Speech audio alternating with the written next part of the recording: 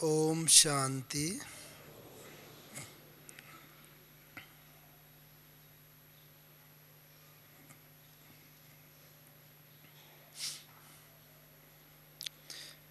इस विराट संसार को एक खेल कहा जाता है और ये खेल है पुरुष और प्रकृति का खेल। जब हम पुरुष और प्रकृति की बात करते हैं तो तात्पर्य ये होता है कि आत्मा पुरुष और ये शरीर जो है प्रकृति के 5 तत्वों का बना हुआ, तो ये आत्मा और शरीर का ये खेल जो है इस संसार में चलता रहता है। इसे और भी यदि विशाल रूप में लें तो परमपिता परमात्मा को परम पुरुष कहा जाता है और ये इतनी बड़ी सृष्टि जो है, जो प्रकृति के 5 तत्व हैं, जल, अग्नि, वायु, पृथ्वी, आकाश, तो ये 5 तत्वों का और परमात्मा पुरुष, ये सारा का सारा खेल इस धरा पर चलता रहता है। और जब आत्मा पुरुष इस प्रकृति के 5 तत्वों से बने हुए शरीर के द्वारा जो कर्म करती है वो पुरुषार्थ हो जाता है। अधिकतर वो पुरुषार्थ शरीर से संबंधित रहता है, शरीर की आवश्यकताओं से संबंधित रहता है। लेकिन यहाँ पर जिस पुरुषार्थ की हम बात कर रहे हैं, और चूंकि आत्मा पुरुष और वो आत्मा पुरुष जो कार्य करती है वो पुरुषार्थ आत्मा के उत्थान से भी बहुत गहरा संबंध रखता है। तो ये पुरुषार्थ और प्रारब्ध ये 2 चीज है और हमेशा से ये प्रश्न उत्पन्न होता रहा है कि पुरुषार्थ से प्रारब्ध बनती है या प्रारब्ध के अनुसार मनुष्य पुरुषार्थ करता है। क्या चीज है सही है? लौकिक रीति से भी कई बार कह देते हैं कि भाई अंडा पहले या मुर्गी पहले। क्या पहले? वास्तव में कई चीज़ों में कहा जाता है ये अपने अलौकिक क्षेत्र में भी कि भाई आत्मा, परमात्मा और सृष्टि चक, ये तीनों अनादि और अविनाशी है। तो जहाँ अनादि और अविनाशी की बात आ जाती है उसमें तो पहले और बाद की बात उठती नहीं। जैसे सर्किल होता है, वृत्त होता है, वृत्त में कह सकते हैं कि कहाँ से शुरू हुआ और कहाँ ख़त्म हुआ। जहाँ से भी शुरू करो उससे वहाँ से शुरू हो सकता है। लेकिन फिर भी पुरुषार्थ को पहले रखा जाता है। भले प्रारब्ध के अनुसार पुरुषार्थ व्यक्ति करता है, लेकिन पुरुषार्थ को इसीलिए ही पहले रखा जाता है कि पुरुषार्थ के अनुसार मनुष्य अपने प्रारब्ध को भी बदल सकता है। भले हम कहते हैं ड्रामा में फिक्स है हर चीज, लेकिन फिर भी जब तक मालूम नहीं है कि क्या फिक्स है, तब तक तो जो फिक्स करने का स्कोप है वो सदा रहता ही है, क्योंकि मालूम नहीं है। भले फिक्स है लेकिन मालूम नहीं है कि क्या फिक्स है, तो सर्वोच्च जो हमारा लक्ष्य है उस सर्वोच्च लक्ष्य को ध्यान में रखते हुए यदि पुरुषार्थ किया जाता है तो वो फिक्स हो जाता है।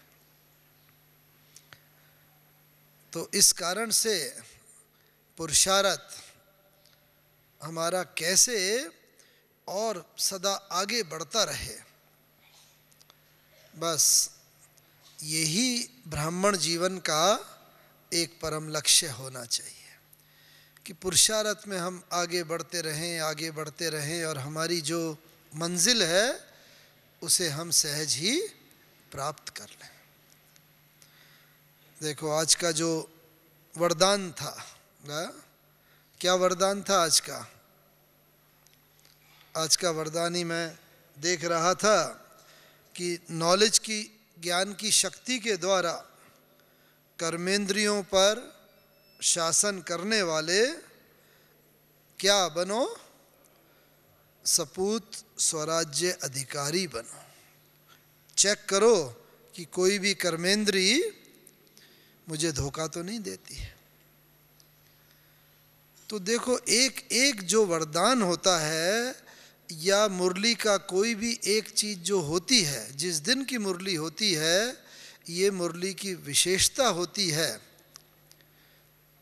कि उस दिन अगर उस पुरुषार्थ को कर लिया जाता है तो उस पुरुषार्थ में सफलता निहित है। जिस दिन जो बाबा ने बात कही और उसी दिन अगर उस चीज़ पर हम पुरुषार्थ कर लेते हैं तो वो धीरे धीरे हमारा संस्कार बन जाता है।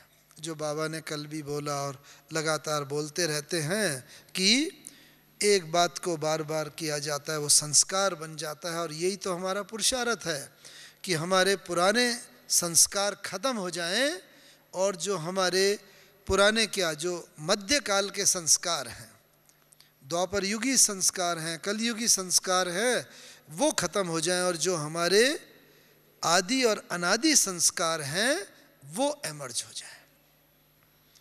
जो हमारे आत्मा के जो गुण कहे जाते हैं, शक्तियाँ कहे जाते हैं, जो देवताओं के गुण कहे जाते हैं, सर्वगुण संपन्न, 16 कला, वो सब संस्कार हमारे एमर्ज हो जाएं। यही हमारे ब्राह्मण जीवन का, संगम युगी जीवन का एक विशेष पुरुषार्थ है। क्योंकि हमारा जो भी पुरुषार्थ हो रहा है वो पुरुषार्थ किस लिए हो रहा है? वो हमारा पुरुषार्थ हो रहा है उस एक क्षण के लिए। किस क्षण के लिए? जब हमारे प्राण इस तन से निकलेंगे। क्योंकि ये कहा जाता है क्या कि अंत मते सो गति। तो अंत में जैसी हमारी मति होगी वैसी ही हमारी गति सद्गति होगी।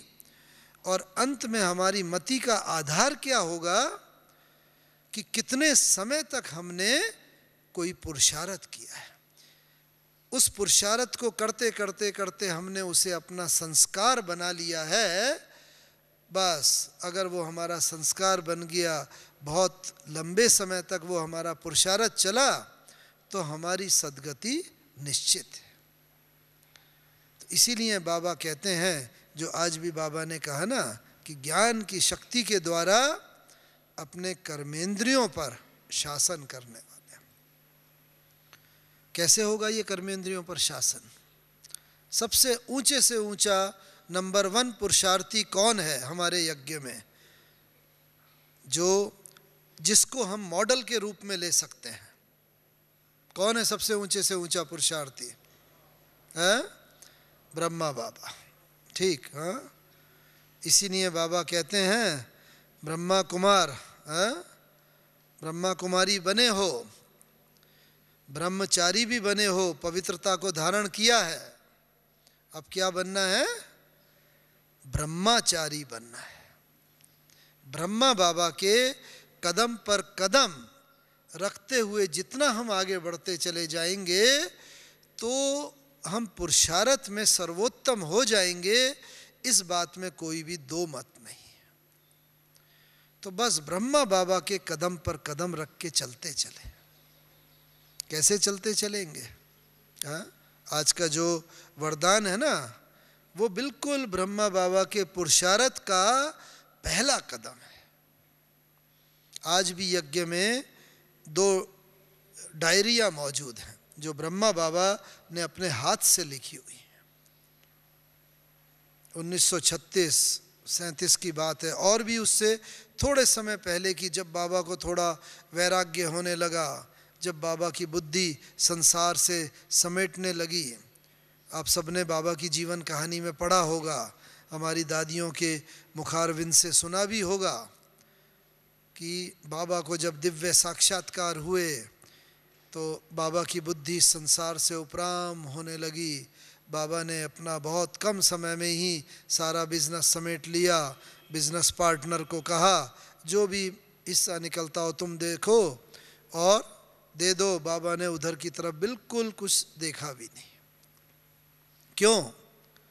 क्योंकि बाबा का जब बुद्धि में ये स्पष्ट हुआ, हमारा ज्ञान की पहला चरण कौन सा है, पहली सीढ़ी कौन सी है, पहला पाठ कौन सा है ज्ञान का, कौन सा पाठ है?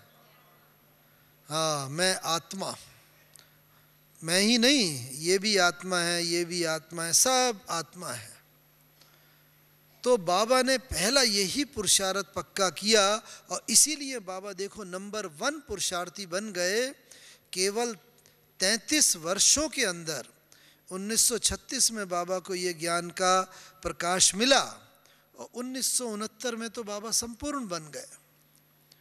उल्टी सीढ़ी चढ़े हुए, गृहस्थ व्यवहार में रहे हुए, पूरा संसार का सब अनुभव किया, लेकिन सारे 63 जन्मों के विकर्मों को बाबा ने केवल 33 वर्षों में ही सब भस्म करके सर्वोच्च मंजिल को प्राप्त कर लिया।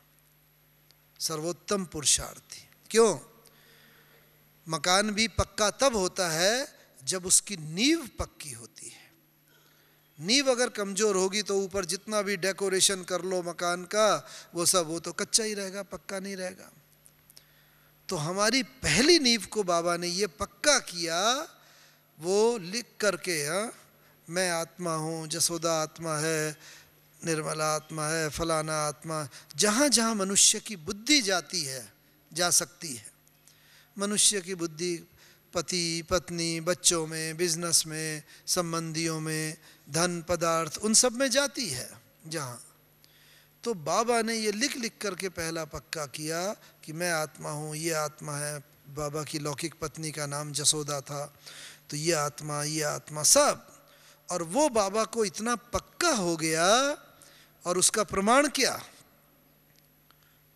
क्योंकि मुझे बाबा के साथ रहने का मौका मिला 6-7 साल, और बस बाबा के सम्मुख जब जाते थे, बस आओ बच्चे, मीठे बच्चे, स्वीट चिल्ड्रन, बाबा हाथ फैला के एकदम बस करते थे, और सब जो भी बाबा जो बच्चे आते थे एक चुंबकीय आकर्षण में बाबा की बाहों में खिंचते चले आते थे।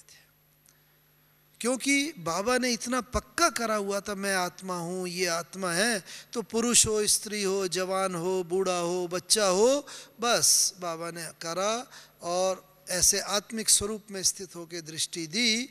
एक एक अंग से ऐसे वाइब्रेशन निकलते थे कि दूसरा भी अपने शरीर का भान भूल जाता था, चाहे जितना भी देह अभिमान में हो, फिर भी बिल्कुल थोड़े समय के लिए खिंच करके चला आता था। तो मैं भी अपने को चेक करता चलूं कि अगर मुझे सर्वोत्तम पुरुषार्थी बनना है तो ये पुरुषार्थ की नींव की पहली ईंट मैंने पक्की की है।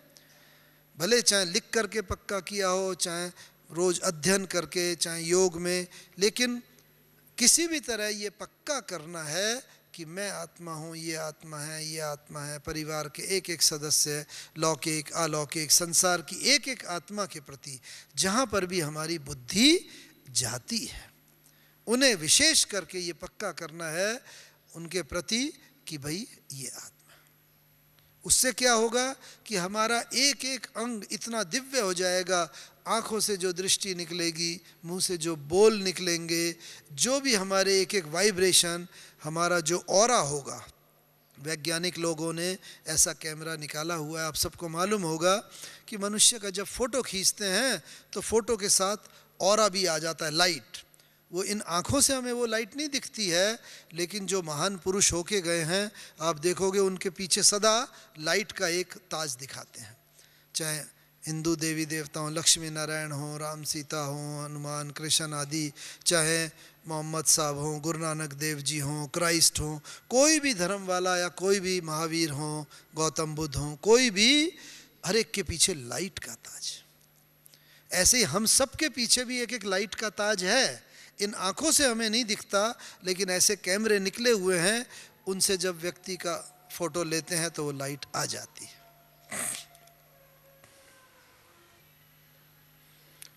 हाँ, तो बात हो रही थी ऐसे कैमरे की जो कि लाइट ऑरा पकड़ करके उससे व्यक्ति के अंदर में क्या चल रहा है, कैसा उसका चरित्र है, उसका भी वर्णन कर देता है। तो बाबा ने ये पुरुषार्थ करके ऐसी स्टेज हासिल की थी। और दूसरी डायरी में क्या लिखा हुआ है, मालूम है ना? जो आज का वरदान। बाबा कई बार अव्यक्त मुरली में कहता भी है कि अपने कर्मचारियों की दरबार लगाओ। कौन से हमारे कर्मचारी हैं? ये कर्मेंद्रियां, ये तो स्थूल आँख, नाक, कान, हाथ, मुंह आदि, लेकिन जो सूक्ष्म हमारे इंद्रियां, कर्मचारी हैं, वो कौन से हैं?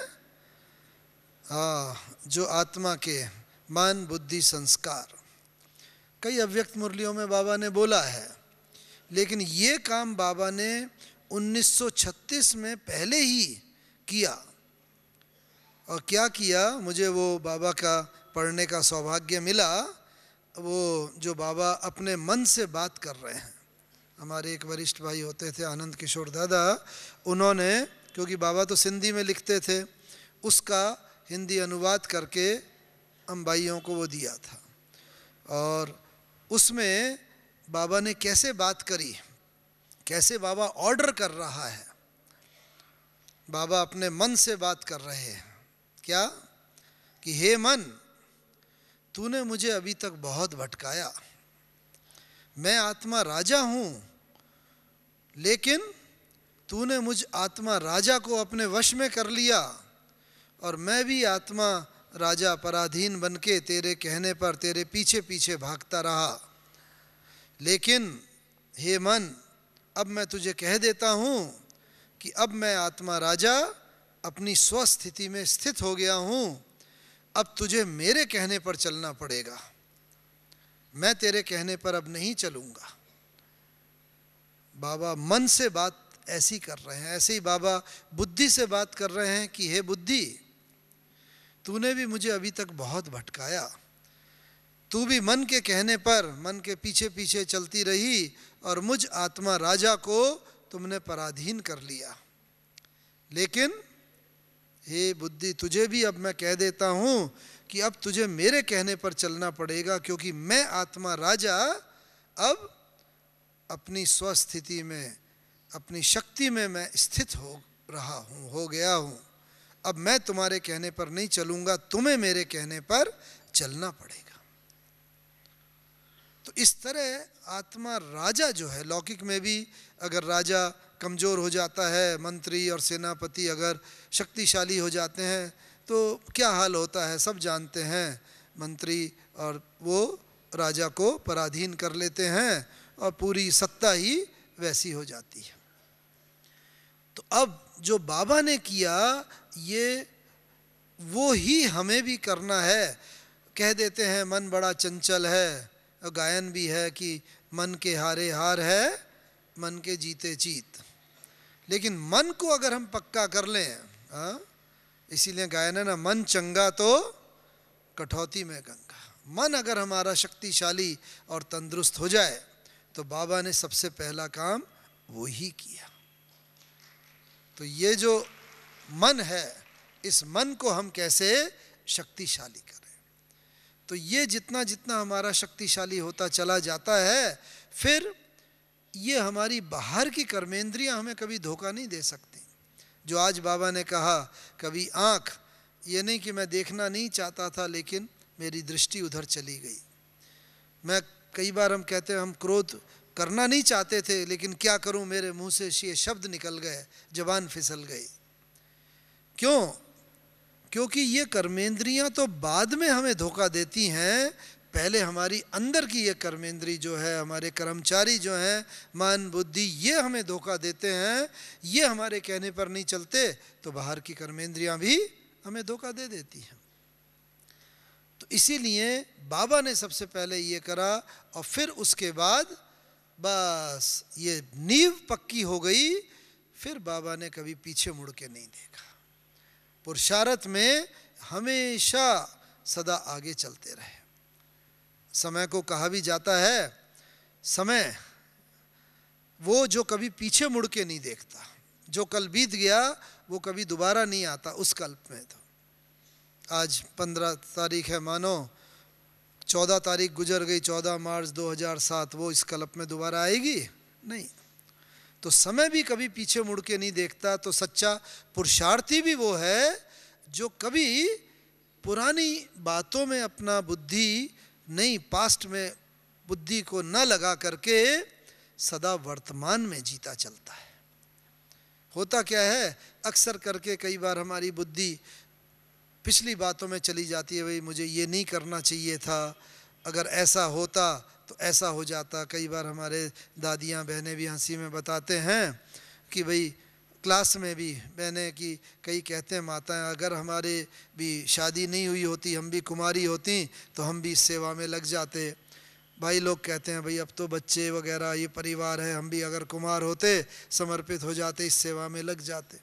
लेकिन वो पास्ट की बातें जिन पर हमारा अधिकार नहीं है, जो समय गुजर गया, उसमें जाने से क्या फ़ायदा, समय ही वेस्ट होता है। पुराने ज़माने में कबीरदास जी होकर जो गए हैं, उन्होंने ये बड़ा अच्छा कहा है, हाँ? चक्की का उदाहरण सुना है ना, कि 2 पाटन के बीच में साबुत बचा न कोई। तो ये 2 पाठ क्या हैं? एक है भूतकाल और एक है भविष्यकाल। या तो हम भूतकाल का चिंतन करते रहते हैं, ये नहीं होता, ऐसा नहीं, वो अगर ऐसा नहीं करता तो ऐसा हो जाता, मुझे ये नहीं करना चाहिए था, अगर ऐसा होता तो। या तो भूतकाल का चिंतन करते हैं या फिर भविष्य काल की चिंता में रहते हैं, अरे क्या होगा भाई, कैसे होगा, ये पुरुषार्थ, अभी तो रिटायरमेंट की उम्र आ रही है, बच्ची की शादी बाकी है, बच्चे का सेटलमेंट बाकी है। तो भूतकाल और भविष्यकाल ये जीवन के 2 पार्ट हैं। तो भूतकाल, इसका ये मतलब नहीं कि हम भविष्य की प्लानिंग ना करें, नहीं, भूतकाल से शिक्षा लेकर के भविष्य की प्लानिंग करें, लेकिन भविष्य की चिंता में हम घुल न जाएं। तो भूतकाल और भविष्यकाल ये दोनों पार्ट हैं। चक्की के 2 पार्ट होते हैं ना, पुराने ज़माने में माताएं चक्की चलाते थे ना, तो चक्की के 2 पार्ट के बीच में अनाज डाला, पिस गया, लेकिन कौन सा अनाज नहीं पिसता था? 2 पाटन के बीच में साबुत बचा न कोई, और खूंट पकड़कर जो रहा उसे पीस सका न कोई। 2 पार्ट जहाँ घूमते थे, बीच में वो खूंटे जैसा एक होता है ना, जिसके चारों तरफ चक्की घूमती, उसके पास अनाज साबुत जैसा रह जाता है, वो पिसता नहीं है। क्यों? क्योंकि वो खूंट है वर्तमान। तो जो जीवन में वर्तमान काल में जीना जानता है, उसे कोई भी परिस्थिति, व्यक्ति, कोई पेपर, कोई पीस नहीं सकता। वो कभी हारेगा नहीं, पुरुषार्थ में सदा विजयी बनता चलेगा जो वर्तमान में रहना जानता है। तो इसीलिए एक तो हम ये भी पुरुषार्थ में सदा लक्ष्य रखें कि मुझे वर्तमान में जीना। वर्तमान क्या है? संगम युग, भगवान का साथ, जो बाबा ने ये ज्ञान दिया है, ये हमारा परिवार। तो जो संगम युग में जीना जानता है, वर्तमान में जीना जानता है, वो कभी भी किसी परिस्थिति से हार नहीं सकता। वो पुरुषार्थी सदा आगे बढ़ता रहेगा, और साथ ही साथ समय कभी उसे हरा नहीं सकता। क्योंकि ये जो समय शब्द है ना, इसमें भी देखो 3 शब्द हैं, स, म और य। इन तीनों शब्द का भी अपना अपना महत्व है। जो समय के साथ चलना जानता है वो सदा विजयी होता है। अभी समय है जैसे बहुत भाई इंटरनेट का, कंप्यूटर का, हवाई जहाज का। अब आज के ज़माने में भी कोई अगर बैलगाड़ी पर यात्रा करे, एक शहर से दूसरे जगह जाना हो, तो वो क्या यथार्थ होगा? नहीं, क्योंकि समय के साथ साथ तो ये समय जो संगम युग का चल रहा है, तो स जो है वो है समानता का प्रतीक। स अर्थात समानता। किससे समानता? जो है हम अपने को देखते चलें, जो हमारा लक्ष्य बाबा ने दिया है। हमारा लक्ष्य क्या है? देवता, सर्वगुण संपन्न, लक्ष्मी नारायण जैसा बनना। उनसे हम धीरे धीरे धीरे अपने को समानता में चेकिंग करते चलें, उनके अनुरूप बनाते चलें। देखते हैं हाँ लक्ष्मी नारायण देखो सदा हर्षित मुख है, सदा, और साथ साथ क्या है, वो स्थूल गहनों से सुसज्जित हैं। यहाँ मैं दैवी गुणों के गहनों से सदा सुसज्जित रहता हूँ। दैवी गुणों को कभी उतार तो नहीं देता, दैवी गुण और शक्तियों से दूर तो नहीं हो जाता हूँ। समानता में हम हर पल हर क्षण अपने को देखते चलें। और इस संगम युग में भी जो हमारे वरिष्ठ दादियाँ हैं, वरिष्ठ दादा हैं, पुराने भाई बहन हैं, उनके जीवन से भी शिक्षा ले करके हम अपने को समानता में लाते चलें। तो स है समानता का प्रतीक, म है महानता का प्रतीक। जीवन में हम अपना लक्ष्य फिक्स रखें, और लक्ष्य भी हम 3 कैटेगरी के बनाएं। एक तो होता है इमीडिएट लक्ष्य, आज का लक्ष्य। आज बाबा ने जो मुरली में बोला है, कोई भी वरदान है, स्लोगन है, मुरली के पॉइंट हैं, उसको आज की आज ही मुझे धारण करते चलना है। तो आज का लक्ष्य हो एक। दूसरा लक्ष्य हो मिडिल लेवल, यानी कि एक आज का वर्तमान का एक लक्ष्य हम जो है सप्ताह का, महीने का, वो लक्ष्य। क्योंकि कोई भी पुराना संस्कार है, तुरंत ही एक दिन में तो हम विजय पा नहीं सकते उस पर। तो अगर वो संस्कार बार बार एमर्ज भी हो जाता है, तो हम उसको चेक करते हुए चलते चलें कि मानो हमारा लक्ष्य भाई क्रोध पर विजय प्राप्त करनी है। चलो सुबह बाबा की मुरली में सुना, सारा दिन अटेंशन रखा, लेकिन कितनी बार ऐसा होता है अटेंशन थोड़ा डाइवर्ट हुआ, परिस्थिति कोई ऐसी आई, मानो क्रोध में कोई शब्द निकल गया, कोई ऐसी बात हो गई कमजोरी की, तो वो हमें चेक करता। महानता का लक्ष्य जितना हमारे बुद्धि में निकट होगा, उतना उतना हम महान बनते चलेंगे, समय के ऊपर विजय प्राप्त करते चलेंगे। क्योंकि बाबा कहता है आप रचयिता हो और समय क्या है? हमारी रचना है। रचयिता को रचना के वशीभूत नहीं होना चाहिए, और वो तभी होगा जब स म य इन तीनों चीज़ों पर हमारा विशेष ध्यान रहेगा। ये महानता का हमारा लक्ष्य है, सदा हमारे बुद्धि में हो। कई बार बाबा कहता है, बच्चे जब मधुबन में आते हैं, बाबा की मुरली सुनते हैं, अच्छी अच्छी क्लासेस सुनते हैं, तो बहुत दृढ़ संकल्प करते हैं। बाबा भी बहुत खुश होता है देख करके। संकल्प करते हैं बच्चे, लेकिन कोई जैसे बीज बोया जाता है, और बीज बोने के बाद अगर उसमें पानी नहीं दिया, उसे प्रॉपर हवा नहीं मिली, तो वो बीज अंकुरित होगा, बढ़ेगा? बीज को जमीन में डाल के छोड़ दिया, बस उसका पोषण नहीं किया, वो अंकुरित नहीं होगा। ऐसे संकल्प रूपी बीज तो हम बो देते हैं। जब यहाँ आते हैं, संगठन का बल मिलता है, शक्ति मिलती है कि हाँ अब मुझे ये संस्कार पर विजय प्राप्त करनी है, ये काम करना है, ये नहीं करना है। बहुत अपने प्रति बड़ी अच्छी बात है, करना भी चाहिए, लेकिन उसके साथ साथ बीज को जल भी अगर देंगे, तब बीज वो अंकुरित होगा, फलीभूत होगा। तो वो जल है दृढ़ता का जल। उस संकल्प को हम जो यहाँ करते हैं, उसको हम रोज रोज रिवाइज करें।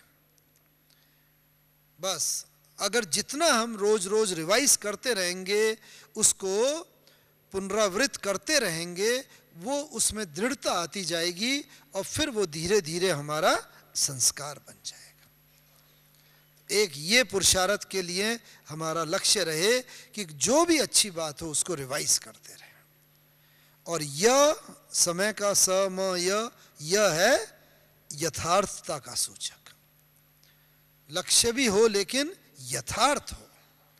कई बार हम खुशी में ना बस बाबा ने कहा योगी बनो और योग करना है तो बस सब कुछ छोड़ छाड़ के एकदम योग में ही बैठ गए, भले चाहे उसमें योग में बैठ के सुस्ती भी आए नींद भी आए, लेकिन कहा है उसी वक्त अगर तो यथार्थ लक्ष्य बना करके उस पे हम आगे बढ़ते चले, प्रैक्टिकल, क्योंकि दोनों चीज़ों की आवश्यकता है।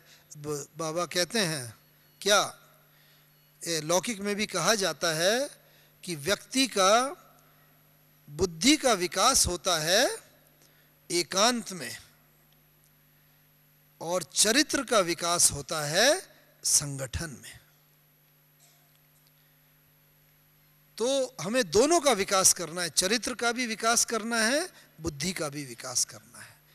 चरित्र का विकास माने अभी जो कलियुगी संस्कार हमारे अंदर आ गए हैं, आदतें आ गई हैं पुरानी, वो आसुरी आदतों को निकालते निकालते दैवी आदतें, दैवी संस्कार, दैवी गुण शक्तियाँ वो धारण करनी है। और वो संस्कार धारण होते हैं संगठन में। कभी भी मर्यादा के विपरीत कोई बात अगर होगी, वो व्यक्ति अक्सर करके ना एकांत में, अंधेरा जो बाबा कहते हैं ज्ञान का प्रकाश नहीं रहता, अज्ञान अंधेरे के वशीभूत होकर के व्यक्ति विकर्म कर लेता है। तो संगठन में भी रहना आवश्यक है, क्योंकि संगठन में व्यक्ति का अपने ऊपर अटेंशन रहता है, भाई मुझे ये काम नहीं करना है, सब लोग देख रहे हैं। तो चरित्र का विकास संगठन में होता है, लेकिन साथ साथ बुद्धि को एकांत की भी आवश्यकता है। इसीलिए बाबा कहते हैं अमृत वेले उठ करके विचार सागर मंथन करो, एकांत बुद्धि को दो, क्योंकि बुद्धि का विकास और चरित्र का विकास दोनों आवश्यक है।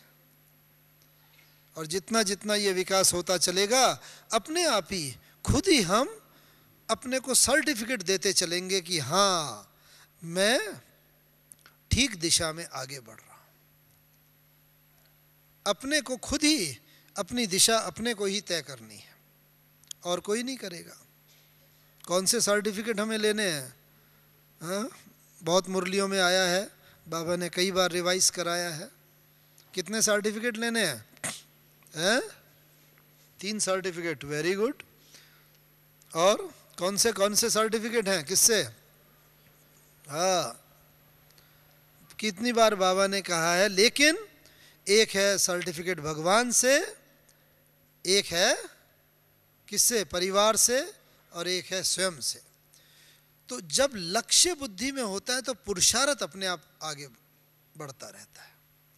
लक्ष्य अगर बुद्धि में, कोई डॉक्टरी का परीक्षा देता है, डॉक्टरी 5 ईयर कोर्स होता है, तो बस बुद्धि में है मुझे डॉक्टर बनना है।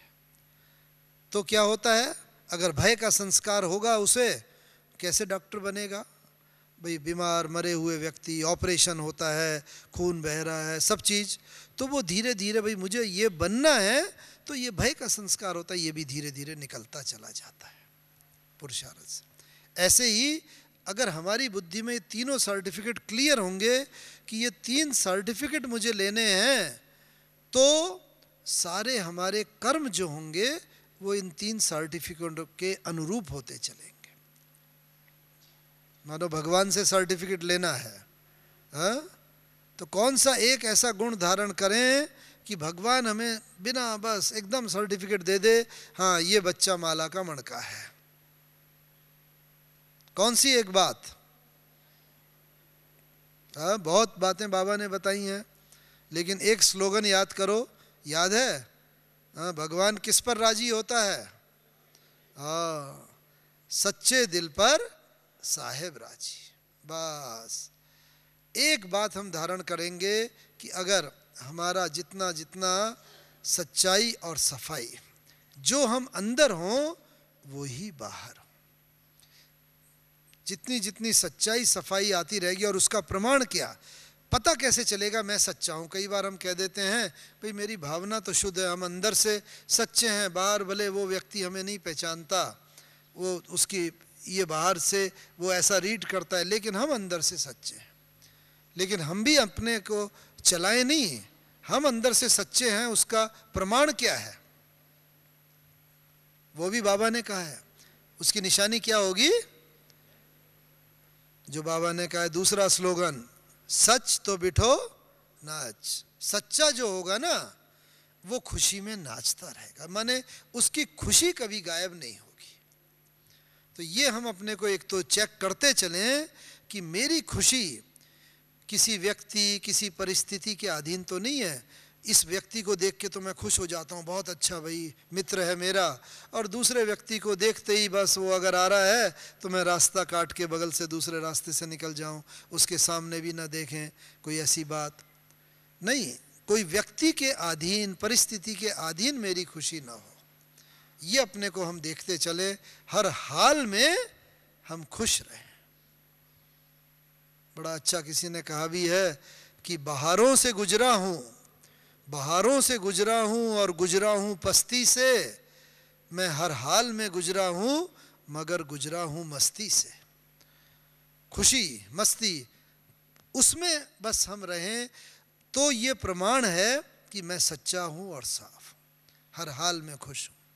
और इसी में बाबा ने और भी एक कहा है, जब व्यक्ति इस पुरुषार्थ में लगा रहेगा तो एक बात और होगी, परीक्षाएं आएंगी उसके सामने, लेकिन क्या होगा? तीसरा स्लोगन जो बाबा ने सच के ऊपर कहा है कि सच की नाव डोले डोले लेकिन डूबेगी नहीं। परिस्थिति आएंगी, परीक्षा होगी, लेकिन अगर ये विश्वास होगा कि सच्चे दिल पर साहब राजी और भगवान बाबा ने कहा है, तो भले परीक्षा आएंगी लेकिन हमारी पुरुषार्थ की नैया कभी डूब नहीं सकती। तो ये सर्टिफिकेट भगवान से लेने के लिए और अपने को चेक करते हुए हम चलते चलें, ये सर्टिफिकेट ठीक है। दूसरा सर्टिफिकेट परिवार से। परिवार माने लौकिक अलौकिक, दुनिया वाले, ज्ञानी अज्ञानी, सभी हमें स्वीकार करें, सभी हमें सर्टिफिकेट दें। चलो दैवी परिवार वाले तो पहचान गए, बाहर वाले, लेकिन उनसे भी बड़ा मुश्किल होता है। एक ही लौकिक परिवार में रहते हैं लेकिन कुछ कोई ज्ञान में आते हैं, कोई नहीं आते, उनकी विचारधारा अलग होती है।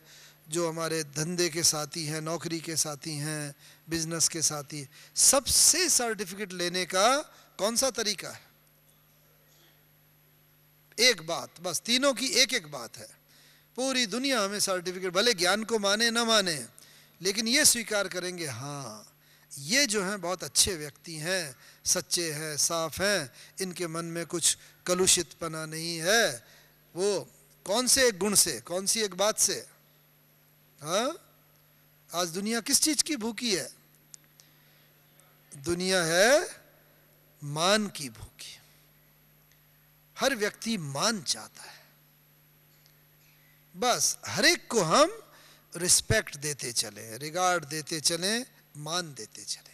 आप देखोगे वो हमारे ज्ञान को स्वीकार करे ना करे, लेकिन अगर हम उसे मान देते चलते हैं तो वो धीरे धीरे हमारे, आज विपरीत भी है, कल को सहयोगी बनेगा, योगी बनेगा, धीरे धीरे राजयोगी बनता चला जाएगा, अंत में परमात्मा का बन ही जाएगा। और अगर बने या न भी बने, लेकिन उसके माइंड में ये बिल्कुल सेट हो जाएगा कि ब्रह्मा कुमारी वाले जो है ना, ये बहुत अच्छे व्यक्ति हैं, भले हमारे ज्ञान को स्वीकारे न स्वीकारे, लेकिन बहुत शुद्ध हैं, पवित्र हैं, इनके मन के अंदर कोई ऐसी बात नहीं है जो दूसरे को दुख दे, नहीं, उसके मन से दुआएं निकलेंगी। ये तो हर एक को हम मान देते थे, भले हम वो हमारे ज्ञान को स्वीकार करे ना करे, वो हमारा जितना क्रिटिसाइज करें, लेकिन हम उसको मान देते चले। आप देखोगे कि बस विपरीत परिस्थिति भी सीधी हो जाएगी। मैं बाबा की एक घटना सुनाता हूँ। मधुबन में हम 64 की बात है, शायद 64-65 में उस समय आए हुए थे। दोपहर का समय था, दोपहर को 2, ढाई 3 बजे का। सब थोड़ा आराम करते हैं क्योंकि अमृत वेले जल्दी उठते हैं, भोजन आदि करके थोड़ा दिन में आराम कर लेते हैं, फिर से हमारी दिनचर्या शुरू हो जाती है। तो उस समय कुछ बड़े बड़े साधु सन्यासी, हाँ, वो मेन मधुबन से मेन गेट से पास हो रहे थे। उन्होंने हमारा बोर्ड देखा, अंदर आए। उस समय पहरे पर भी हमारी एक दादी रहते थे, अभी तो दादी बूढ़ी दादी, उस समय वो पहरे पर वहाँ थे। तो उन्होंने कहा आके कि भाई हमें आपके गुरु जी से मिलना है। तो उन्होंने बताया भाई हमारा गुरु तो परमपिता परमात्मा शिव बाबा निराकार है, तो क्या नहीं, मुझे इन आपके दादा लेखराज जी से मिलना है, बाबा से। तो बहन ने समझाने की कोशिश करी, भाई अभी दोपहर का समय है, आप शाम को आओ या थोड़ी देर बैठो तो आपको बाबा से मिला देते हैं। तो उसने कहा नहीं, हम शाम को तो वापस चले जाएंगे, हमें जाना है, अभी हम मिलना चाहते हैं और दोपहर के समय। तो समझाने की कोशिश करी, वो नहीं समझे। और हमें इसलिए मिलना है कि आपका जो ज्ञान है विपरीत है। आप कहते हैं भगवान सर्वव्यापी नहीं, गीता का ज्ञान कृष्ण जी ने नहीं दिया, आत्मा निर्लेप नहीं है, आदि आदि, हमें ये चर्चा करने आए। तो बहन ने कहा ठीक है, लेकिन जब वो मानी नहीं तो बाबा के पास गए बहन कि बाबा ऐसे वो आए हैं और वो अभी ये हट कर रहे हैं कि हमें अभी ही मिलना है, दोपहर का समय। तो बाबा ने कहा हाँ बच्ची कोई बात नहीं, उन्हें बिठाओ हिस्ट्री हॉल में। तब तो वही था और बाबा आते हैं। देखो बाबा अपने आराम का भी बिल्कुल त्याग करके एकदम हिस्ट्री हॉल में कुछ समय में आए। तो उन लोगों को बहन जी ने बैठाया हिस्ट्री हॉल में। वहाँ देखा होगा आपने, हिस्ट्री हॉल में 3 संदली पड़ी हुई रहती हैं, एक पर बाबा बैठा करते थे, एक पे मम्मा, और बीच वाली संदली बच्चों के लिए होती थी। जब भी बच्चे आए तो अपना अनुभव सुनाते थे, हम क्यों आए हैं मधुबन में, बाबा मम्मा माता पिता की छत्र छाया में, जैसे सब, और अनुभव सुना के हम यहाँ क्या लक्ष्य लेके आए हैं, और जब जाने का दिन होता था उससे एक दिन पहले हमने क्या क्या यहाँ पुरुषार्थ किया, क्या लक्ष्य लेकर जा रहे हैं, वो सब बातें सुनाया करते थे। और बाबा मामा सुन करके और उसके अंदर कोई ऐड करना होता था वो कहा करते थे। तो वो दोनों तीनों संदली पड़ी थी, वो सन्यासी लोग तो नीचे बैठ गए। थोड़ी देर में बाबा आए, बाबा ने देखा वो तो नीचे बैठे हैं, क्योंकि सन्यासियों में ये कायदा होता है जिस भी आश्रम में जाओ और जिस गुरु की गद्दी होती है उस गद्दी पर वही गुरु बैठता है, दूसरे नहीं बैठते। लेकिन यहाँ तो भाई बाबा आए, बाबा ने देख करके कहा अरे आओ आओ बच्चे, बस बाबा का तो जैसे ना बच्चे बच्चे मुंह के अंदर इतना पक्का हो गया था, अरे बच्चे तुम नीचे क्यों बैठे हो, ऊपर बैठो यहाँ पर। तो उन्होंने कहा नहीं नहीं, अपने उसमें ये तो आपकी गद्दी है, आप बैठो, हम तो यहाँ बैठे हैं। तो बाबा ने कहा कि अरे बच्चे तुम लोग तो कितने महान हो, देखो आप पवित्र आत्माएं हो, बाल ब्रह्मचारी, आप लोगों ने ही इस दुनिया को और भारत को थामा है, नहीं तो आज भारत और कितना नरक और हो गया होता। देखो बाबा तो स्वीकार, देखो ये है बाबा तो ये अदर कुमार घर गृहस्थी वाला, लेकिन आप कितने महान हो, कितने पवित्र हो। और ऐसा करके उनकी बाबा ने महिमा की। फिर भी वो कहे नहीं नहीं आप बैठो। बाबा ने कहा नहीं नहीं बच्चे तुम यहाँ बैठो, आप लोग तो कितने पवित्र। और बस बाबा ने उसकी एक की जो मुख्य था उसका बाहाँ पकड़ करके उसे उठाया, ऊपर बैठा दिया और बाबा नीचे बैठ गए संदली पर नीचे। तो देखो एक बाबा के एक्ट ने और बाबा के उनको मान दिया, और जो इतना भर के आए थे हम ये करेंगे, अपोजिशन करेंगे, ये शास्त्रार्थ करेंगे, लेकिन बाबा की एक एक्टिविटी ने, फिर बाबा ने हालचाल पूछ के और सब करके हाँ बच्चे कैसे आना हुआ। तो वो सन्यासी उसको देखे, वो उसको देखे, वो उसको तुम बोलो तुम बोलो। और पहले तो इतने भरे हुए आए थे, फिर उसमें फिर उन्होंने कहा नहीं बाबा, उनके मुंह से भी ऑटोमेटिकली जैसे बाबा निकलने लगा, बाबा हम तो ये लेकर के आए थे। फिर बाबा ने उनको थोड़ा बताया, देखो ये तो शिव बाबा का ज्ञान है, ये भी शास्त्र पढ़ता था गीता, और ये भी मानता था कि भगवान सर्वव्यापी है, और ये लेकिन वो शिव बाबा आके ज्ञान सुनाता है। ऐसे करके बाबा ने थोड़ा बताया, और वो एकदम जैसे इतने भरे हुए आए थे, हम ये करेंगे वो करेंगे, बिल्कुल संतुष्ट होके जैसे चले गए। किस एक गुण के कारण? बाबा ने उनको मान दिया। अगर बाबा को होता भाई मैं ही हूँ और ये देखो भगवान का, लेकिन व्यवहार में मान देने से मान मिलता है। तो इस तरीके से अगर हमें संसार से सबसे सर्टिफिकेट लेना है, हर एक को हम मान देते चलें, आप देखोगे अंत समय वो ही आत्माएं जाएंगे कहाँ? हट्टी तो एक ही है, उन सब के मुंह से निकलेगा। हम एक एक ब्रह्मा कुमार कुमारियों से उन्हें दिव्यता का साक्षात्कार होगा, अपने इष्ट देव का साक्षात्कार होगा। और जब वो इधर देखेंगे, अरे ये भी भगवान, ये भी, जो उनका इष्ट देव होगा। बाबा की जीवन कहानी में भी आपने पढ़ा है ना कि जब हमारा ज्ञान था, ज्ञान हुआ तो कई विपरीत भी हो गए। कई आते थे ज्ञान में, उनको देख करके, और एक व्यक्ति को भेजा गया, एक सरदार जी को, कि भाई बाबा को मार के आना है। वो छुरा लेकर के आया। अब बाबा से तो सबको साक्षात्कार होता था, नारायण का, कृष्ण का, स्वर्ग का, सतयुगी दुनिया का, और सब देखते थे, सब उनके बाबा के साथ वो रास करते थे। वो कृष्ण जैसा दिखता था ध्यान में। लेकिन वो व्यक्ति आया, उसकी भावना, चूंकि वो सिख था, उसकी भावना तो गुरु नानक देव जी में थी। अगर उसे भी कृष्ण का या नारायण का साक्षात्कार होता, उसकी भावना तो बैठती नहीं। उसे गुरु नानक देव जी का साक्षात्कार हुआ बाबा से, और जब वो साक्षात्कार हुआ तो एकदम उसकी आंखों से तो आंसू बहने लगे। ओहो, मैं क्या करने चला था, इनको मारने चला था। उसने एकदम बस अपना वो छुरा निकाल के बाबा के सामने रख दिया कि बाबा, ओहो कितनी बड़ी गलती करने चला था, मुझे माफ़ करो माफ़ करो, और माफ़ी ले करके वो चला गया। तो ऐसे ही हम एक एक बच्चों से सारी दुनिया को साक्षात्कार होना है, अपने इष्ट देव और इष्ट देवी का। कोई हनुमान का भक्त होगा, उसे हमारे से हनुमान का साक्षात्कार, कोई नारायण का होगा, कोई राम का होगा, कृष्ण का। लेकिन उसके लिए हमें अपनी मानसिक स्थिति बनानी पड़ेगी, और जैसी हमारी स्थिति होगी तब हम साक्षात्कार करा सकेंगे, तब हम उस आत्मा को। तो इस कारण से एक वो हमें देखते चलना। और वो कब होगा?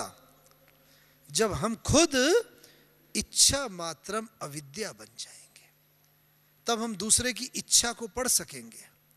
जैसे पानी होता है ना, पानी बिल्कुल निर्मल होता है, साफ हो, और पानी में अगर लहरें ना हो, हलचल ना हो, तो क्या होगा? फिर हम उसके अंदर अपना प्रतिबिंब भी देख सकते हैं। और अगर पानी में अगर हलचल रही तो हमें अपना प्रतिबिंब स्पष्ट दिखाई देगा? नहीं दिखाई देगा। ऐसे अगर हमारे मन के अंदर विचारों की हलचल होती रही, संकल्पों की हलचल होती रही, बहुत इच्छाएं रही, मुझे ये चाहिए, ऐसा बनना है, सब इच्छाओं की हलचल, तो हम कोई भी जो आएगा वो अपना प्रतिबिंब स्पष्ट नहीं देख सकेगा, उसकी इच्छा को हम पूर्ण नहीं कर सकेंगे। लेकिन अगर हम खुद इच्छा मात्रम अविद्या हो गए तो धीरे धीरे जो भी आएगा हम उसके संकल्प को पढ़ करके उसकी इच्छा को पूर्ण कर सकेंगे। और तब जब उसे अपने इष्ट देव इष्ट देवी का साक्षात्कार होगा, तभी वो अंत में हाँ ये ही है जो बाबा कहता है। अभी तो कहते हैं कि हाँ ब्रह्मा कुमारी भी एक संस्था, ये भी हैं, स्वामी नारायण भी है, राधा स्वामी भी है, रजनीश भी है, बहुत बहुत आध्यात्मिक संस्थाओं को कह देते हैं ये भी हैं, तो ब्रह्मा कुमारी संस्था भी एक है। लेकिन जब हम एक एक से उन्हें साक्षात्कार होगा तब कहेंगे ये ही है, ये ही एक सत्य ज्ञान है। तब दुनिया से सर्टिफिकेट मिलेगा और उसके लिए हम खुद जिम्मेवार हैं। हमें अपने मन विचार इच्छाओं उनके ऊपर हमारा संपूर्ण नियंत्रण हो, तब उन्हें साक्षात्कार। तो यह है दूसरा सर्टिफिकेट। और तीसरा सर्टिफिकेट कौन सा? स्वयं से। स्वयं से कब सर्टिफिकेट मिलेगा? हाँ? या इसको दूसरे रीति से देखें, स्वयं ही व्यक्ति कब अपने को धिक्कारता है, कब उसे ग्लानि होती है अपने ऊपर, कब होती है? हाँ, हम सभी अनुभवी बैठे हैं ना। कब अपने को हम खुद सर्टिफिकेट नहीं दे पाते? जब हमें मालूम है कि ये हमें नहीं करना चाहिए, ये नहीं बोलना चाहिए, और फिर भी अगर वो बात कर लेते हैं, हो जाते हैं, तो खुद अपने को हम धिक्कारते हैं, ग्लानि होती है। फिर हम अपने को सर्टिफिकेट खुद नहीं देते हैं। तो अपने को सर्टिफिकेट देने का तरीका क्या हुआ कि कभी भी जो मर्यादाएं बाबा ने हमें कही हुई हैं, उन मर्यादाओं का उल्लंघन ना हो। जब भी जैसे ही मर्यादा का उल्लंघन होता है मनसा में, वाणी में, कर्म के अंदर, तो हम खुद अपने को सर्टिफिकेट नहीं दे पाते। भले किसी ने नहीं देखा, किसी ने, कोई दूसरा व्यक्ति नहीं बोल रहा, लेकिन हमारा मन हमें खुद धिक्कारता है। तो इसीलिए खुद से सर्टिफिकेट लेना है तो कोई भी मर्यादाओं का उल्लंघन। ये पुरुषार्थ की ये दिशा, इन सर्टिफिकेट को बुद्धि में ध्यान में रखते हुए हम आगे बढ़ते रहेंगे सीधा एकदम राइट डायरेक्शन में। और इसीलिए बाबा ने देखो अभी तक कोई डिक्लेयर नहीं किया है पुरुषार्थ में कि हाँ ये नंबर 1 है, ये लास्ट है। लास्ट सो फास्ट का भी गायन है, फास्ट सो फर्स्ट का भी गायन है। भगवान को सुप्रीम जज बोलते हैं कि भगवान बड़ा ऊंचे से ऊंचा जज है। क्यों? क्योंकि अगर भगवान सबको, जो एकदम बहुत पुराने आए, एकदम 1936-37 में ही आ गए, सब वो ही अगर माला का मणका भगवान बना देता तो पीछे आने वालों के लिए स्कोप ही खाली नहीं रहता। तो भगवान को न्यायकारी कैसे कहते हैं? लेकिन नहीं है, भगवान ने ये स्कोप रखा है। क्यों? क्योंकि सब, हर बच्चे, हर एक को पुरुषार्थ का अधिकार है। और जब पीछे आने वालों की गति फास्ट होगी, वो आगे आने पहले वालों से जो निकल जाएंगे वो और आगे चले जाएंगे। तो इसके लिए बाबा ने माला का राज भी खोला है। आपको याद होगा जो पुरानी मुरलियाँ जो पढ़ी हैं, 1970 की एक मुरली में बाबा ने कहा था कि माला की विशेषता क्या है। माला है ना, जब माला का डिक्लेरेशन होगा ये विजय माला है और ये 108 की माला है, तो बहुत देख करके बहुतों को बड़ा वंडर लगेगा, आश्चर्य लगेगा। क्यों? क्योंकि माला की विशेषता ये है कि इसमें मेरे सब प्रकार के बच्चे हैं, पुराने से पुराने हैं तो नए से नए भी हैं। इसमें समर्पित हैं तो इसमें परिवार में रहने वाले भी हैं। इसमें कुमार हैं तो अधर कुमार भी हैं, कुमारी हैं तो अधर कुमारी भी हैं, भारतवासी है तो विदेशी भी है। सब प्रकार के बच्चे हैं, जिससे भगवान को इसीलिए न्यायकारी कहा गया है कि लास्ट आने वाला भी भले चाहे 1 हो, 2 हो, 3 हो, कम हो प्रमाण में, लेकिन वो भी माला का मणका बना है। तो क्यों? क्योंकि, और वैसे भी शुरू से भी आप देखो लक्ष्य बाबा ममा, अब बाबा अदर कुमार, ममा कुमारी, माला के मणके बने।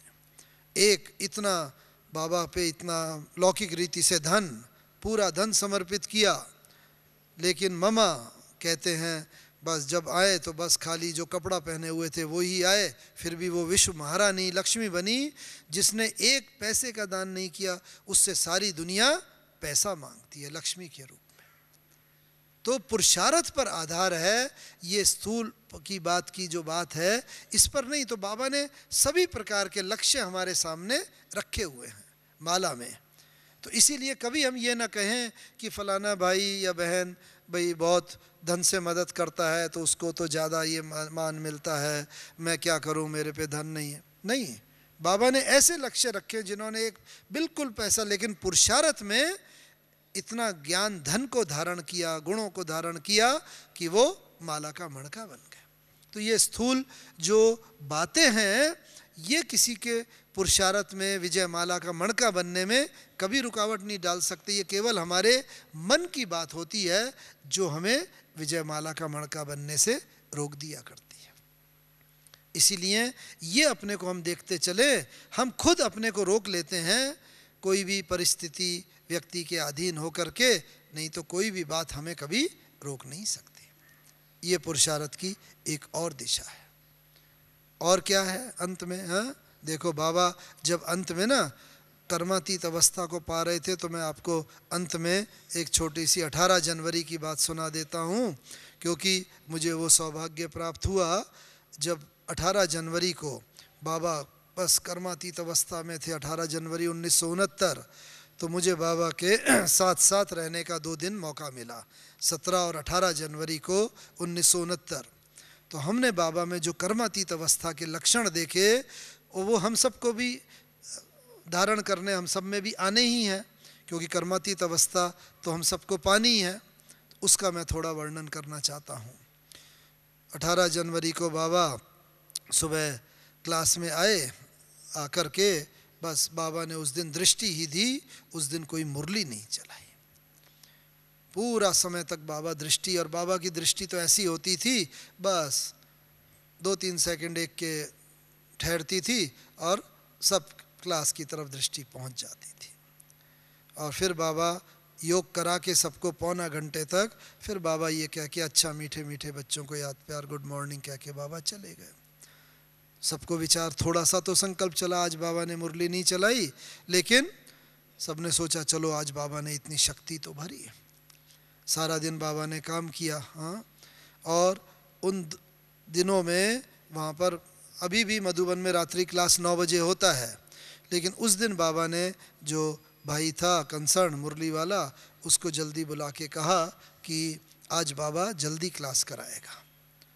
तो देखो कर्मातीत अवस्था के निकट जो आत्मा होती है, उसे पहले से आभास हो जाता है कि बस कब मुझे इच्छा मृत्यु, जैसे भीष्म पितामह का बोलता है ना, तो बस उसे वरदान था। ऐसे ही कर्मातीत अवस्था से पहले ही हमें आभास हो जाएगा कि हम अब इस पुराने छीछी शरीर को छोड़ के मैं आत्मा अब जा रही हूँ। तो उससे क्या होगा, सब तरफ से बुद्धि समेट करके, तो बाबा को ये रोज़ 9 बजे क्लास होती थी, लेकिन बाबा ने उस दिन पहले ही सबको बुला करके, मतलब भाई को बुला के कहा, उसने घंटा बजा के इन्फॉर्म कर दिया, और जितने मधुबन वासी होते थे और दूसरे जो पार्टी आई हुई थी उनको कि आज बाबा जल्दी क्लास कराएंगे, 8 बजे, 7:45, सब आ जाए। तो सब भोजन वगैरह करके आ गए। अब बाबा क्लास में 1 घंटा पहले ही आए। तो जो शास्त्रों में गायन है वो हम बच्चों का ही है, कर्मातीत अवस्था का एक ही लक्षण। उस दिन बाबा को, वैसे सर्दी का मौसम था, 18 जनवरी 1969, उस वक़्त की सर्दी में, और बाबा को वैसे भी खांसी थोड़ा आती थी, उम्र भी थी, 93 इयर्स के बाबा थे। लेकिन उस दिन 18 जनवरी की रात्रि क्लास की आप बाबा की मुरली सुनो, तो बाबा को एक बार भी बिल्कुल खांसी नहीं आई, और बाबा ने इतना ऐसी फास्ट मुरली चलाई, तो कर्मातीत अवस्था के निकट भी जब हम होते जाते हैं, तो एक ये लक्षण कि कर्म भोग के ऊपर योग बल धीरे धीरे विजय प्राप्त करता जाता है। जो भी शरीर के कर्म भोग होंगे, भोगना होगी, लेकिन उसकी भासना नहीं होगी। अभी भी देखो दादी जी हैं, हम तो दादी जी के साथ साथ इतने यहाँ रहे हैं, 12 साल से देख रहे हैं, कोई भी बात हो जाए, हमारी बड़ी दादियाँ हैं, लेकिन शरीर से रिफ्लेक्शन नहीं होता, कभी आह निकले, कभी तकलीफ़ हो। बड़ी दादी जी को भी अभी देखते हैं यहाँ पर भी, बस बाबा ने भी सर्टिफाई किया है, ये आत्मा वो जो कि धर्मराजपुरी में भी टाटा करके जाएगी, और कोई धर्मराजपुरी के अंदर कोई वो भासना नहीं, भोगना नहीं। और यहाँ पर भी हम देख रहे हैं दर्द होता है, तकलीफ भी होगी, लेकिन बिल्कुल शरीर से, मुंह से एक बार भी उसका रिफ्लेक्शन नहीं, जैसे शरीर से एकदम आत्मा न्यारी हो गई। ये कर्मातीत अवस्था के। और ये भी बाबा का देखा कि इतना सर्दी, इतना खांसी, लेकिन मुरली उस दिन चलाई और मुरली में बाबा ने जो शिक्षाएं दी, 18 जनवरी की मुरली, वो भी कैसेट मधुबन में मिलती है, तो उसमें भी बाबा ने जो शिक्षाएं दी वही अधिकतर शिक्षाएं बाबा के शांति स्तंभ पर वहाँ लिखी हुई हैं अभी तक। इस तरीके से वो भी चला वहाँ पर। और फिर बाबा ने पूरी मुरली चलाई और उसके बाद अच्छा बच्चों को याद प्यार वगैरह देने के लिए बाबा खड़े हुए और फिर बाबा दृष्टि देने लगे सब बच्चों को। एक एक बच्चे को दृष्टि दी। बार बार बाबा की दृष्टि बड़ी दादी जी की तरफ, प्रकाशमणि दादी जी की तरफ आ जाती थी। फिर बाबा और दृष्टि देर तक देते थे। फिर बाबा सभी सभा को, फिर बाबा हॉल से बाहर की तरफ बढ़े, एक कदम बढ़ा, फिर बाबा मुड़ करके दृष्टि देने लगे। क्योंकि बाबा को तो ये था बस अब ये अंतिम साकार मिलन बच्चों से हो रहा है अंतिम बार। लेकिन फिर भी कोई व्यथा की भावना नहीं, कोई एकदम शक्ति की भावना कि बस आत्मा कर्मातीत बन गई, इस शरीर के बंधन से भी मुक्त होने जा रही है जैसे। फिर बच्चों में दृष्टि भरी, शक्ति भरी। फिर बाबा एक कदम और आगे बढ़े, फिर घूम के खड़े हो गए, फिर बच्चों में दृष्टि द्वारा शक्ति भरी। तो देखो इस तरह उस दिन बाबा ने खूब शक्ति भर के फिर दरवाजे पर बाबा खड़े हुए। अच्छा मीठे मीठे बच्चों को याद प्यार और नमस्ते। और फिर बाबा ने वो शब्द उच्चारे, क्या? अच्छा बाबा बच्चों से छुट्टी लेता है। कभी भी पहले किसी मुरली में कभी नहीं कहा। ये छुट्टी लेने की बात बाबा ने उसी दिन उच्चारी। अब बाबा बस धीरे धीरे अपनी मैजेस्टिक चाल से वो चलते हुए फिर बाबा गए।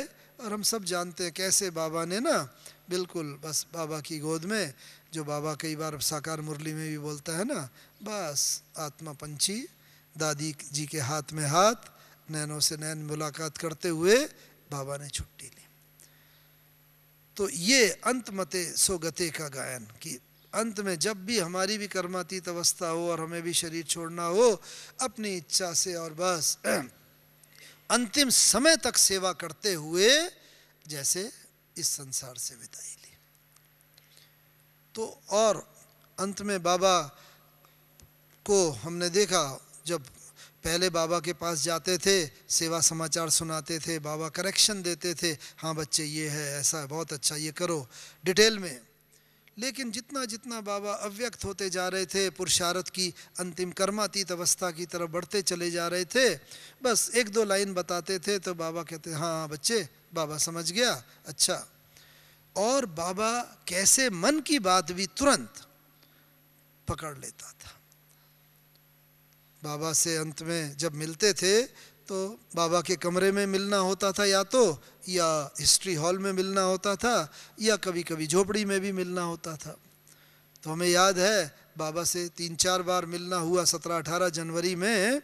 तो बस टीचर दादियाँ जो बाबा बाबा, अब बाबा बैठे हैं, आँख भी खुली है, लेकिन जैसे बुद्धि से बाबा इस शरीर में नहीं है, ऊपर है। और जब बाबा को बुलाते थे तो बाबा को एकदम जैसे जर्क सा लगता था, झटका, हैं बच्ची कुछ कहा? तो जैसे भौतिक रीति से यहाँ, लेकिन मानसिक रीति से बाबा ऊपर ही ऊपर, और ऊपर से नीचे आने का बाबा को पुरुषार्थ करना पड़ता था, नहीं तो बुद्धि से जो बाबा जैसे ऊपर रहता था। तो हम भी अपने को देखते चलें, चेक करते चलें कि मेरा पुरुषार्थ भी इसी डायरेक्शन में हो रहा है कि मुझे नीचे से ऊपर जाने का पुरुषार्थ करना पड़ता है या ऊपर से नीचे आने का पुरुषार्थ करना पड़ता है। क्या बोलेगी हमारी आत्मा? हाँ, हमें तो अभी भी नीचे से ऊपर जाने के लिए थोड़ा मेहनत करनी पड़ती है। क्लास में आए, लाल लाइट हुई, गीत बजा और इतना देर, हाँ, फिर थोड़ा थोड़ा धीरे, नहीं तो बाहर के संकल्प वगैरह से समेट करके ऊपर। लेकिन जितना जितना हम कर्मातीत अवस्था की तरफ बढ़ते जाएंगे तो हम ये पाते जाएंगे कि हमें ऊपर से नीचे आने के लिए, अब कर्म करने के लिए, पार्ट बजाने के लिए हमें इस शरीर में आना पड़ रहा है, नहीं तो हम जैसे कि ऊपर के ऊपर है। ये एक पुरुषार्थ, ये चेक करते चले। और एक बात और अंत में सुना के पूरा करता हूँ कि 17-18 जनवरी के वक़्त बस बाबा के पास जाते थे, ज़्यादा पार्टियाँ नहीं थीं, और मन में ये प्रश्न लेके कि चलो बाबा से हम ये पूछेंगे, ऐसा पूछेंगे, क्योंकि सेवा के क्षेत्र में व्यक्तिगत पुरुषार्थ के लिए। और क्या हमने पाया कि बस बाबा के सम्मुख गए, बाबा जरा सी यूँ दृष्टि दी थोड़ा सा, और बच्चे अच्छा ये पूछने आए हो, अच्छा ऐसा कर लो, ऐसा हो जाएगा। बाबा मतलब मन की बात भी, क्या प्रश्न लेकर आए हैं वो भी बता देते थे और उसका समाधान भी देते थे। एक बार हुआ, 2 बार हुआ, 3 बार, 4 बार। तो ये कर्मातीत अवस्था का और भी विशेष लक्षण है, जब अपने संकल्पों के ऊपर, अपनी इच्छाओं पर पूर्ण विजय प्राप्त हो जाती है, तो दूसरा व्यक्ति जो भी संकल्प लेके आता है, उसके संकल्पों को हम पढ़ करके तुरंत उसे समाधान दे देते हैं।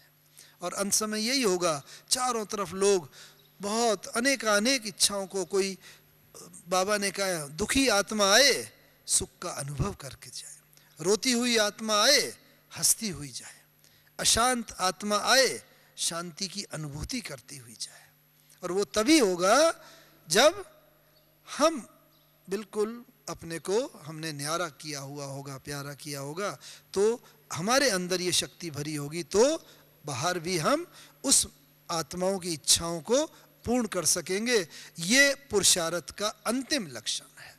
और जब अगर सभी आत्माएं हमारे से संतुष्ट, हर आत्मा चाहे जिस स्थिति में आए, लेकिन हमसे वो प्राप्ति का अनुभव करके जाती है, ये हमारी संपूर्ण कर्मातीत अवस्था का लक्षण है। और इसी के हम सब पुरुषार्थियाँ, और हम सब के सामने ब्रह्मा बाबा की ये जो बातें बताई, किताबों में भी हैं, जीवन कहानियों में भी, इस पर अगर हम बढ़ते रहेंगे तो हम सर्वोत्तम पुरुषार्थी अवश्य बन जाएंगे।